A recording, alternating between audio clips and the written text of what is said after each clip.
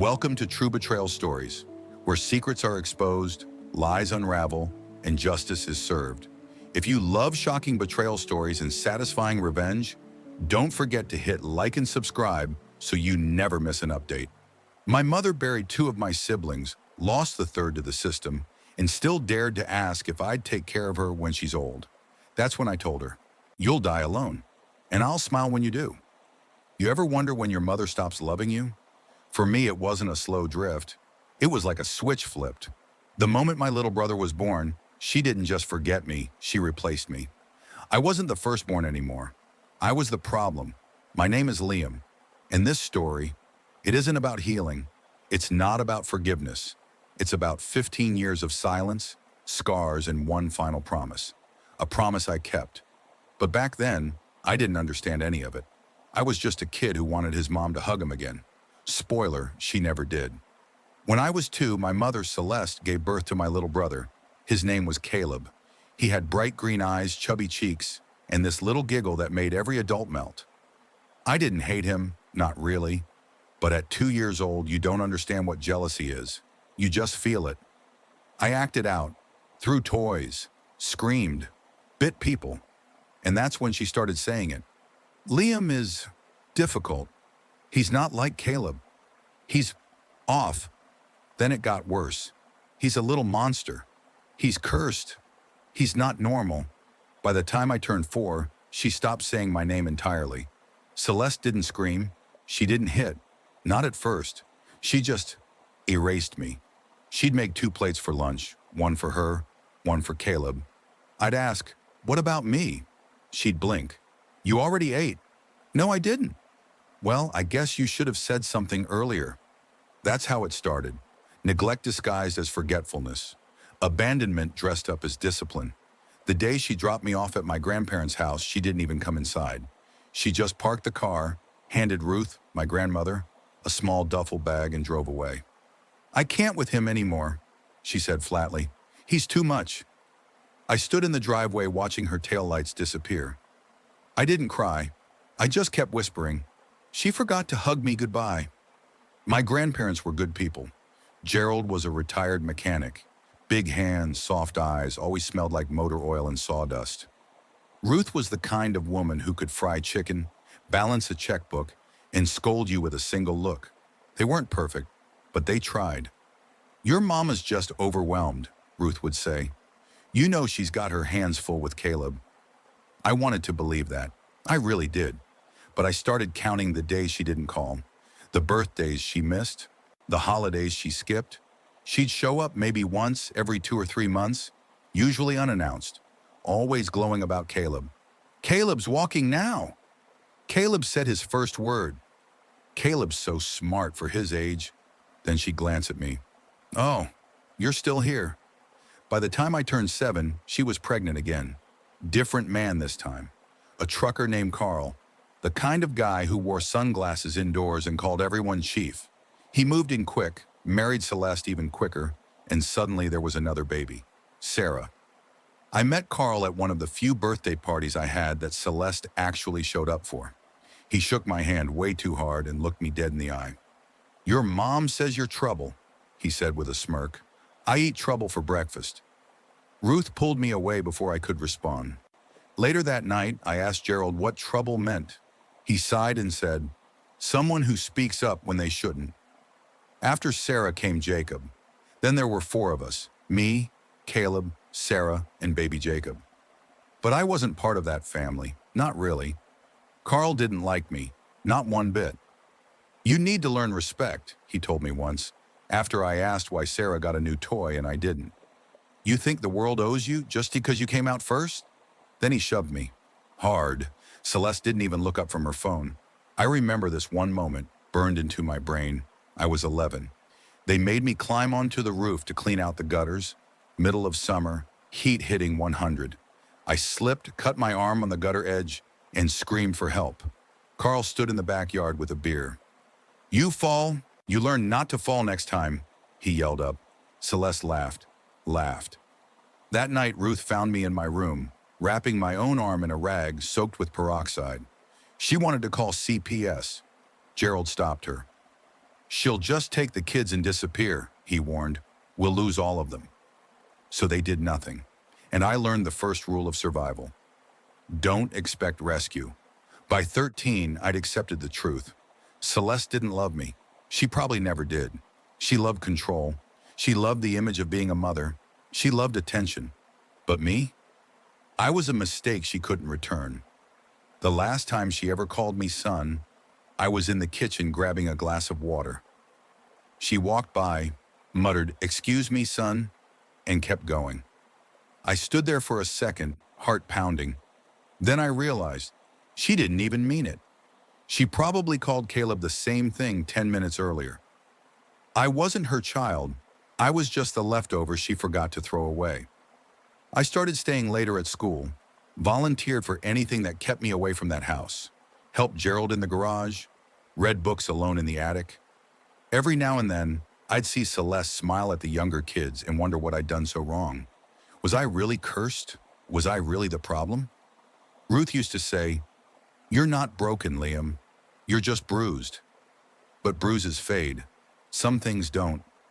At night, I used to look out the window and whisper to myself, "I'll get out. One day. And when I do, she'll remember my name." Not because she loved me, but because I'd make sure she never forgot what she did. You can tell when a slap is coming. There's this silence, sharp, heavy, right before skin meets skin. You hear the breath pull in, feel the tension build in the air. That was my life at 13.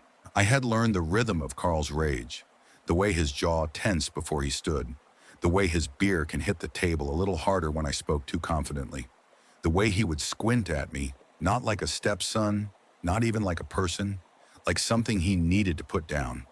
"I asked you a question," he snapped. I stood in the hallway, fist clenched, staring at his boot print in the carpet. "Why do I have to clean up Sarah's mess?" I asked, my voice tight. Carl turned his head slowly from the recliner. Celeste was beside him, scrolling through her phone. "You got a tone problem again, boy?" "It's not my mess." Carl stood. My heartbeat tripled. I saw his shadow before I saw his hand. My face whipped sideways. "You live in this house. You clean this house," he hissed. "You want to eat here? You earn it."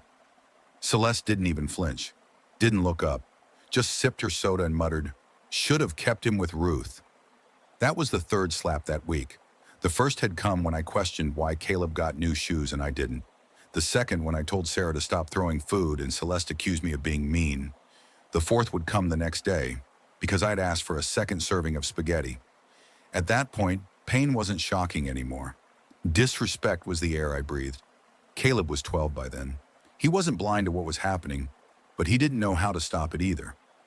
At night, we shared the attic bedroom, whispering under the covers like war survivors. "He hits you hard," Caleb said once, staring at the ceiling. "Not as hard as he wants to." "You ever think about hitting him back?" I looked at him. "No," I whispered, "because then I'd be just like him."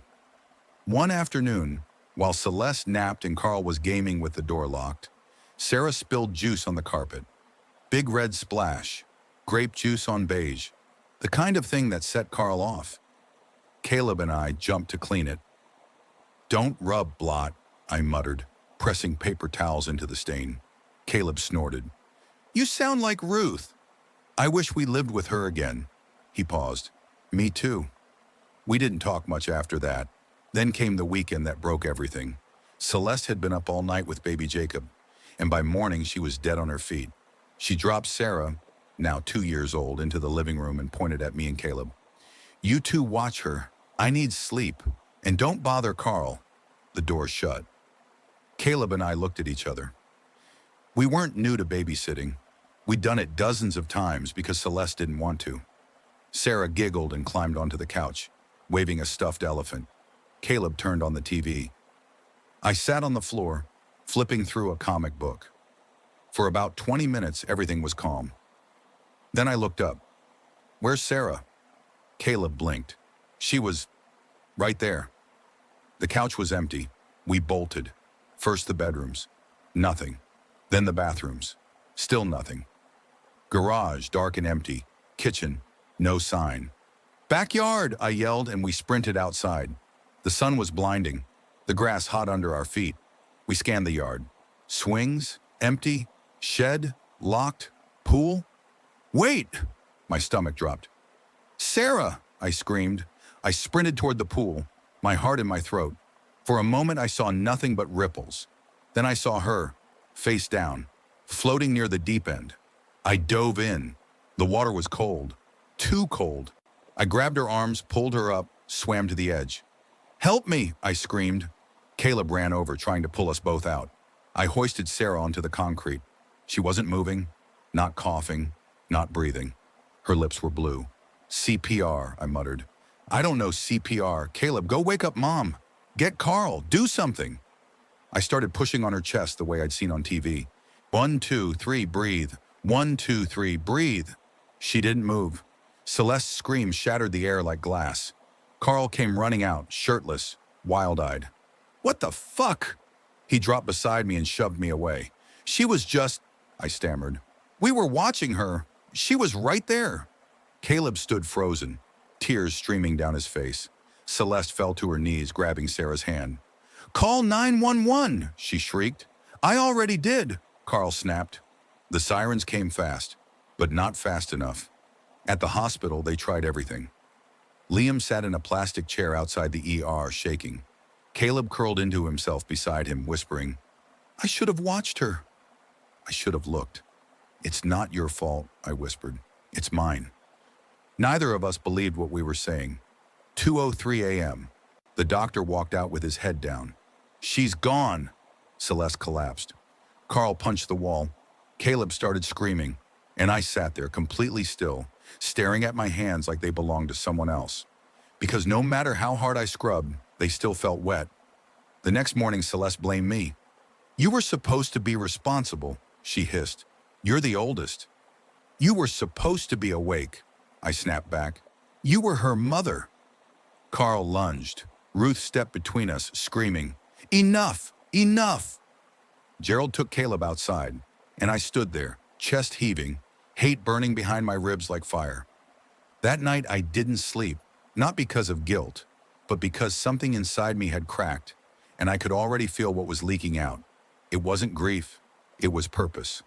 I used to believe bad things happen randomly, that life was just cruel sometimes. But then I realized, monsters don't create chaos by accident. They do it on purpose, and no one stops them, until someone does. Sarah's funeral was held on a Tuesday. The sky was gray, but it didn't rain. Liam sat 2 rows behind Carl and Celeste, next to Ruth and Gerald, his hands clutched tightly together in his lap. The coffin was small, too small. Caleb didn't speak the entire service. Neither did Liam. But when the priest said, "Gone too soon," Liam heard Celeste sniffle. And that sound was what broke him. Back at the house, everyone was quiet, even Carl. Liam sat in the backyard, legs pulled to his chest, staring into the empty pool. "Do you think she knew?" Caleb whispered, sitting down beside him. Liam didn't look at him. "Knew what?" "That she was dying." Liam's throat tightened. "Don't. I just keep thinking maybe if I'd stood up 5 seconds earlier, it wouldn't have changed anything," Liam said, sharper than intended. Caleb shrank slightly. "I'm sorry," Liam muttered. They sat in silence until the sun went down. 2 weeks after the funeral, Child Protective Services showed up. Someone, probably Ruth, had reported the household conditions: neglect, violence, emotional abuse. The agent interviewed everyone. Liam didn't hold back. "Carl hits me," he said plainly. "Where?" "Everywhere." "Has your mother ever intervened?" Liam laughed. "She holds the phone while he does it." The agent looked horrified. They pulled both Liam and Caleb out within 48 hours. Their biological father, Ethan, lived 2 towns over. He wasn't perfect, but he tried. He cooked. He asked questions. He showed up. At first, it felt like freedom. Caleb started sleeping through the night again. Liam stopped checking over his shoulder every time he opened a door. There was peace. Briefly. "I can't believe they actually did it," Caleb whispered one night, lying on the floor in a sleeping bag. "We're finally out." Liam stared at the ceiling fan. "Don't get too comfortable." "What do you mean?" They always find a way back. And he was right. Celeste contested the custody arrangement, claimed emotional instability in Liam, and manipulation by Ruth. Carl didn't appear in court. He had 2 warrants out for unpaid fines. But Celeste played the grieving mother role like she'd rehearsed it. The judge leaned heavily on Ruth's testimony. Ruth, who still believed Celeste could change. "She's lost so much," she said tearfully. "Taking her boys would destroy her."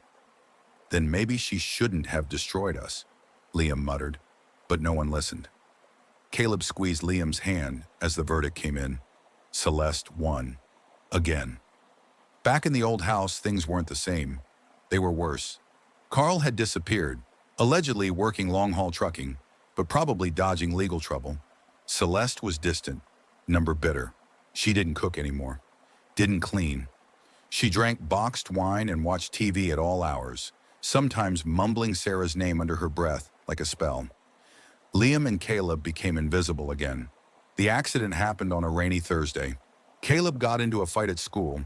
Some senior had pushed him. He pushed back. Punches were thrown. He came home with a broken finger and a bruised cheekbone. Urgent care set the bone with pins and prescribed strong opioids for the pain. Celeste picked up the meds from the pharmacy. The instructions were clear: 1 tablet every 6 to 8 hours. No more than 4 in 24 hours. Store securely, monitor closely. She didn't. The bottle sat on the kitchen counter like a bowl of candy.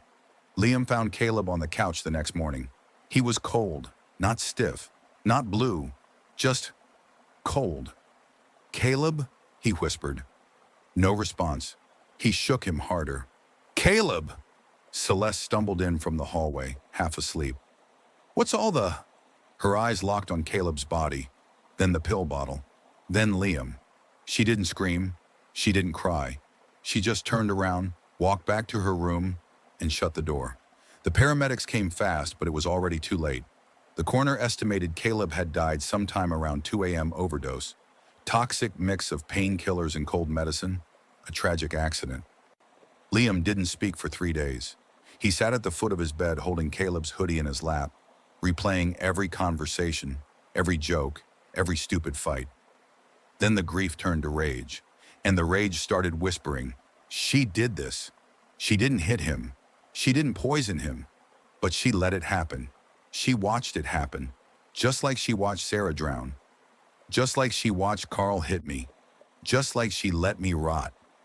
At the funeral, Ruth sobbed uncontrollably. Celeste stood by the casket, dry-eyed, dressed in black, accepting condolences like they were compliments. "He was so bright," a woman said. "He was my heart," Celeste whispered. Liam clenched his fists. That night, back at home, Liam stood in the doorway of Caleb's room. It smelled like laundry and lemon gum. His favorite hoodie still on the chair. Game controller by the bed. Homework half done on the desk. He sat down, stared at the window and said softly, "I'm sorry I couldn't protect you." Then he closed his eyes and made a promise. "You took everything from me," he whispered into the darkness. "You took my sister, my brother. You broke Dad, broke Grandma, broke me. You're going to pay. Not today, not tomorrow, but someday. You'll wish you never heard my name." Liam had always imagined revenge would feel explosive, a burst of righteous fury, screaming, wreckage, power shifting instantly into his hands. But when the time came, it was nothing like that. It felt like silence. Long, tense, calculated silence. And it started the day Celeste threw out her back. He was 18, living with his grandparents now. Ruth had finally convinced Celeste that Liam would be less of a problem under Gerald's roof. Celeste didn't fight it. She was too busy popping pills and staring blankly at the TV these days. She'd slipped in the hallway, landing hard on her spine. The ER said 3 herniated discs, inflammation pressing against the nerves. Her posture became hunched, her movements stiff and pained. The doctor prescribed oxycodone, 5 milligrams, then bumped it to 10, then added muscle relaxants. Liam knew what was happening the second he saw her pill bottles on the kitchen counter. The idea came to him so naturally it almost scared him. No yelling, no hitting back, no threats. Just let her rot. one pill at a time. Do not exceed the recommended dosage, the bottle read. Liam opened the cap. 12 pills. He took 2. Hid one inside the hollow leg of an old bar stool in the garage. Flushed the second. Resealed the bottle. The next morning, Celeste groaned from the couch. "I think the meds aren't working anymore," she muttered, fingers trembling. Ruth, ever the caretaker, rushed to bring her tea. "It's the inflammation, dear," she said softly. "Give it time." Celeste stared at the pill bottle. "I took 2. I swear I did." Liam walked by with a plate of toast. "Maybe you're building up a tolerance." Her eyes flicked to him for half a second. He kept walking. That became the routine. A few pills gone here, a few swapped with sugar tablets there. Liam found ways to disrupt the cycle without leaving obvious traces. Some nights he'd take half the bottle and crush the pills, dumping them into old soup cans and throwing them out during his walks. One time he mixed her muscle relaxants with flour and restuffed the capsules. Celeste got suspicious but couldn't prove anything. "Someone's messing with my meds," she snapped one evening, holding the half-full bottle in the air. "Don't look at me," Ruth said. "I'm not accusing." "You better not be," Gerald growled from his recliner. Liam looked up from his book. "You think one of us is stealing from you?" he said, calm. "After everything?" She glared at him. Liam just raised an eyebrow. She didn't say another word. By 19, Liam was working part-time and enrolled in community college. He kept his schedule full, both to avoid her and to keep his mind from drowning in the past. 1, 2, 3, breathe. 1, 2, 3, breathe. She didn't move. Celeste's scream shattered the air like glass. Carl came running out, shirtless, wild-eyed. "What the fuck?" He dropped beside me and shoved me away. "She was just," I stammered. "We were watching her. She was right there." Caleb stood frozen, tears streaming down his face. Celeste fell to her knees, grabbing Sarah's hand. "Call 911, she shrieked. "I already did," Carl snapped. The sirens came fast, but not fast enough. At the hospital, they tried everything. Liam sat in a plastic chair outside the ER, shaking. Caleb curled into himself beside him, whispering, "I should have watched her. I should have looked." "It's not your fault," I whispered. "It's mine." Neither of us believed what we were saying. 2:03 a.m. The doctor walked out with his head down. "She's gone." Celeste collapsed. Carl punched the wall. Caleb started screaming, and I sat there completely still, staring at my hands like they belonged to someone else. Because no matter how hard I scrubbed, they still felt wet. The next morning, Celeste blamed me. "You were supposed to be responsible," she hissed. "You're the oldest." "You were supposed to be awake," I snapped back. "You were her mother." Carl lunged. Ruth stepped between us, screaming, "Enough! Enough!" Gerald took Caleb outside, and I stood there, chest heaving, hate burning behind my ribs like fire. That night I didn't sleep, not because of guilt, but because something inside me had cracked, and I could already feel what was leaking out. It wasn't grief, it was purpose. I used to believe bad things happen randomly, that life was just cruel sometimes. But then I realized, monsters don't create chaos by accident. They do it on purpose, and no one stops them, until someone does. Sarah's funeral was held on a Tuesday. The sky was gray, but it didn't rain. Liam sat 2 rows behind Carl and Celeste, next to Ruth and Gerald, his hands clutched tightly together in his lap. The coffin was small, too small. Caleb didn't speak the entire service. Neither did Liam. But when the priest said, "Gone too soon," Liam heard Celeste sniffle. And that sound was what broke him. Back at the house, everyone was quiet, even Carl. Liam sat in the backyard, legs pulled to his chest, staring into the empty pool. "Do you think she knew?" Caleb whispered, sitting down beside him. Liam didn't look at him. "Knew what?" "That she was dying." Liam's throat tightened. "Don't." I just keep thinking maybe, if I'd stood up 5 seconds earlier, it wouldn't have changed anything, Liam said, sharper than intended. Caleb shrank slightly. "I'm sorry," Liam muttered. They sat in silence until the sun went down. 2 weeks after the funeral, Child Protective Services showed up. Someone, probably Ruth, had reported the household conditions: neglect, violence, emotional abuse. The agent interviewed everyone. Liam didn't hold back. "Carl hits me," he said plainly. "Where?" "Everywhere." "Has your mother ever intervened?" Liam laughed. "She holds the phone while he does it." The agent looked horrified. They pulled both Liam and Caleb out within 48 hours. Their biological father, Ethan, lived 2 towns over. He wasn't perfect, but he tried. He cooked. He asked questions. He showed up. At first, it felt like freedom. Caleb started sleeping through the night again. Liam stopped checking over his shoulder every time he opened a door. There was peace. Briefly. "I can't believe they actually did it," Caleb whispered one night, lying on the floor in a sleeping bag. "We're finally out." Liam stared at the ceiling fan. "Don't get too comfortable." "What do you mean?" "They always find a way back." And he was right. Celeste contested the custody arrangement, claimed emotional instability in Liam and manipulation by Ruth. Carl didn't appear in court. He had 2 warrants out for unpaid fines. But Celeste played the grieving mother role like she'd rehearsed it. The judge leaned heavily on Ruth's testimony. Ruth, who still believed Celeste could change. "She's lost so much," she said tearfully. "Taking her boys would destroy her."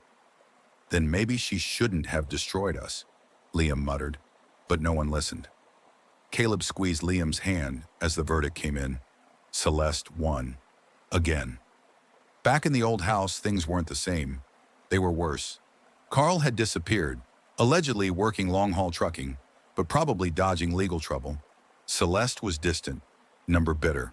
She didn't cook anymore. Didn't clean.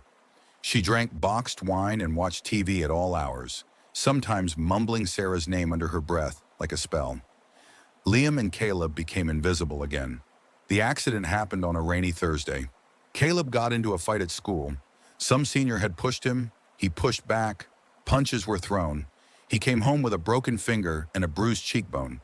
Liam noticed the way she limped more with each week, the way she sat slower, how her hands shook when she reached for her pill bottles. Still, he said nothing. He simply kept moving her further into the shadows. The room he'd taken, the one that used to be hers, was clean, modern, his. He hung blackout curtains, installed new lighting, repainted the walls a soft gray. He mounted a flat-screen TV, set up a small fridge, and even added soundproofing to the door. Celeste never stepped inside, not once. Every time she passed it in the hallway, she glanced away. Liam made sure of that. He started locking the door, even when he wasn't home. It wasn't just a bedroom anymore. It was a boundary. She tried to assert herself again when he turned 26. "Look," she said one evening, rubbing her temple. "I know we've had our issues, but I'm still your mother. I deserve—" "Stop." Liam didn't raise his voice. He didn't need to. "You don't deserve anything. You think this is okay? Making me sleep on the couch like a dog? I think it's generous." She stared at him, mouth half open. He didn't blink. "You let your children die," he said flatly. "You're lucky you're not sleeping outside." That shut her up. She turned and limped back to her corner of the house, a blanket over her shoulders, her frame smaller than it used to be. But the pills were still there, still her crutch, still her obsession, and Liam made sure to keep them just out of reach. He didn't steal them all at once anymore. That had become too obvious. Instead, he'd replace the contents slowly, pill by pill. Some days he left them intact. Some days he swapped them with over-the-counter painkillers, broken in half. Other times, he'd just take a handful and crush them quietly in the sink. It wasn't about the physical pain. It was about the doubt, the not knowing. Is this working? Am I crazy? Did I take too much? Too little? Am I the problem? That uncertainty ate at her, slowly, completely. By 27, the addiction was out of control. Celeste wasn't just dependent on her prescriptions. She was desperate for more. When her doctor refused to renew her painkillers without a new evaluation, she panicked. "I need these, Ruth," she cried one evening, holding up the empty bottle. "They don't understand what it feels like to wake up in agony every day." Ruth, ever soft-hearted, tried to help. "Well, maybe we can find a way to—" "No," Liam interrupted from across the room. She's not getting any more. It's just for the pain, Ruth said gently. She's a drug addict. I'm your daughter, Celeste snapped. You were also Sarah's mother. Caleb's too. Doesn't seem like that mattered. The room went cold. Celeste's lip trembled. You're cruel, she whispered. No, Liam replied. I'm justice. It wasn't long before she found another way. She started using Ruth and Gerald, manipulating them slowly, cleverly, like she always did. She would fake injuries, cry, tell stories about sleepless nights and unbearable aches. She said the pain was spreading to her neck, her legs, her spine. She said the doctors refused to believe her, so she asked for help. Just this once, she whispered to Ruth. There's a guy I know. He's not a drug dealer or anything. Just someone who knows someone. I'll be careful. Ruth hesitated, but her eyes were filled with guilt. I just don't want to see you suffer. And just like that, Celeste had her supply line. Liam found out 3 weeks later. He was taking out the trash when he noticed a small plastic bag buried in the kitchen can, torn open, coated with powder. He searched the house, found a second bottle unlabeled, stuffed inside an old shoe in the hallway closet. Inside, white pills, uneven, some broken. No imprint, not prescribed. He went to Ruth and asked calmly, Where did these come from? Her face crumpled. She said it was temporary, she whispered. Do you even know what this is? She's in pain, Liam. She's manipulating you. She's still my daughter. Liam stared at her, then turned and walked away. He didn't speak to either of them for 2 days. On the third day, he made the call. He used a burner phone he kept hidden in the back of his drawer. Anonymous tip. An elderly couple's being used to buy prescription drugs off the street by their daughter. Address is... He gave names, locations, descriptions. Then he hung up and waited. Nothing happened. Days passed, then a week, then a month. No cops, no visits, no questions. Celeste kept using. Ruth kept enabling. And Liam? He didn't stop. If anything, it pushed him further. He started tracking her movements, taking notes on when she left the house, what bags she carried, how long she was gone. He wrote it all down in a cheap spiral notebook, stored in his closet behind old blankets. He kept every receipt he found in her purse. He started marking the calendar every time she refilled early. And all the while, Celeste grew more paranoid.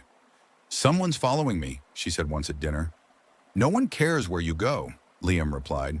She stared at him, but she didn't argue. By 29, she was frail, hair graying faster than normal, eyes ringed with permanent shadows. Her hands trembled constantly, and she flinched at sudden noises. She stopped trying to talk to Liam, stopped trying to fight. Some mornings, she just lay on the couch staring at the ceiling for hours. Not asleep, not resting, just staring. One evening, Gerald approached Liam in the garage. She's not right, he said quietly. She talks to herself, said she sees Sarah in the hallway sometimes. Liam didn't respond. I know she's done awful things, Gerald continued, but this is a different kind of broken. Liam picked up a wrench, tightened a bolt on the lawnmower. She broke herself. Gerald said nothing more. Celeste stopped going outside. Her dealer, if she still had one, either stopped supplying or stopped trusting her. Her desperation grew. She started rationing her pills again, but they weren't the right kind, and they weren't strong enough. Liam watched her limp down the hallway one night, dragging her feet, muttering under her breath, God, please, just make it stop. He didn't move. He didn't speak. He just closed his door and slept like a baby. Gerald died in his sleep on a cold morning in February. Ruth found him first. She'd gone to make tea and noticed he hadn't stirred. When she shook him gently, his body was already cool. The funeral was small, quiet. Liam arranged most of it, called the director, signed the forms, handled the ashes. Celeste didn't attend. She spent the day curled up on the couch, staring at the blank TV screen, her hands shaking so badly she could barely hold a cup of water. No one stopped her from staying home. No one asked if she was okay. By then, she had already faded into the walls. A few weeks after the funeral, Ruth sat Liam down at the kitchen table. I can't live here anymore, she said, her voice soft. This house, It's too full of ghosts. He nodded. I've already spoken to a retirement community. Somewhere quiet. It's a nice place. They'll help with meals, medication. I'll be fine. He nodded again. When? 2 months. Liam reached across the table and took her hand. I'll help pack. She smiled. He smiled back. In the corner of the living room, Celeste stared silently at them, her expression unreadable. Over the next 6 weeks, Liam cleaned the house from top to bottom. He went room by room, boxing up old memories, taking down dusty picture frames, scrubbing out the corners of the home where time had built up like rot. Ruth's things were labeled clearly, taped neatly. Her wardrobe, her books, her collection of teacups. Celeste's things, what little remained, were not touched. She asked once, "What about me?" Liam didn't answer. The day before Ruth was set to move, Celeste approached him in the hallway. Her voice was small, fragile, nothing like the woman who once ruled this house. "When your grandmother leaves," she said, "it'll just be us here." Liam said nothing. "I was thinking, maybe you and I could move somewhere smaller, just for a while, until I get back on my feet." He stopped walking, turned to face her. "You want me to take care of you?" She nodded quickly. "You're my son. It's what sons do." He stared at her for a long time, then finally spoke. "No." She blinked. "What?" "You don't get anything from me," he said, voice cold. "Not a roof, not a phone call, not a penny. You get nothing." Her lip quivered. "I know I've made mistakes." "You didn't make mistakes. You destroyed this family." His eyes burned with a calm fury. "You let Sarah die. You let Caleb die. You lost Jacob. You beat me. You broke Grandma. And you watched Grandpa die without ever apologizing for any of it." Tears started spilling down her cheeks. "I've suffered too. You haven't suffered enough." She stepped forward. "Please." He took a step back. "You will die alone," he said, "and I will not shed a single tear." Celeste's mouth opened like she wanted to scream, but nothing came out. Her body trembled. Her hands clutched at the air like she could pull something back. Liam walked past her and didn't look back. On the day Ruth moved into the retirement home, Liam drove her there himself. They brought boxes, bags, a small potted plant.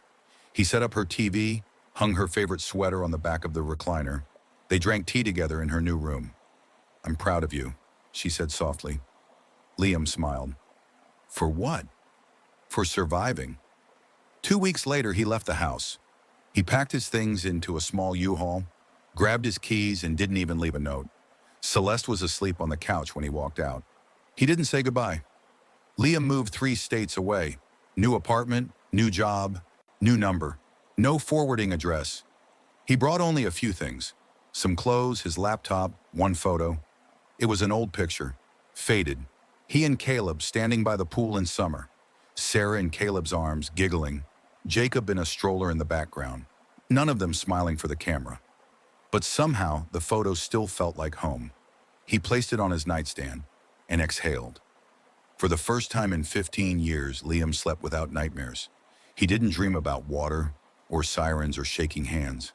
He dreamed of silence, and it was the most beautiful sound in the world. This story wasn't about revenge for the sake of cruelty.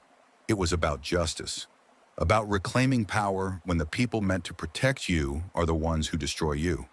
If this resonated with you, share it. Someone out there might need to know they're not alone. If you love emotional, raw, and powerful betrayal stories that stay with you long after they end, don't forget to like, subscribe, and hit that bell icon so you never miss an update. Thanks for watching. We'll see you in the next one.